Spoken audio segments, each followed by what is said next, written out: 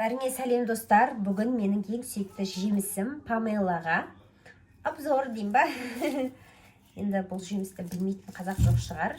Кез келген жеміс жидек сататын дүкендерде сатады. Біз бүгін бұның бағасын 3500 теңгеге ойбай. 3500 несі? Бұның бағасын біз бүгін 650 теңгеге алдық. Штуктап сатып жатыр екен бір магазинде.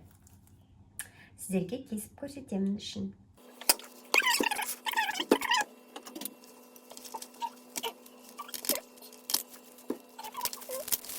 Бір жуып аламыз.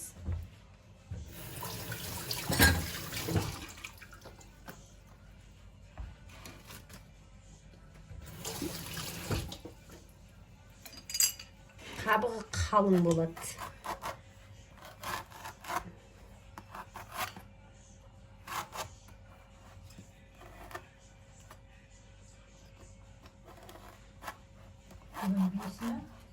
Енді 5 күннен кейін жылы береді ғой. 15-інде береді ғой. Бүгін 5-і ғой, 15-інде береді. 10 күнде.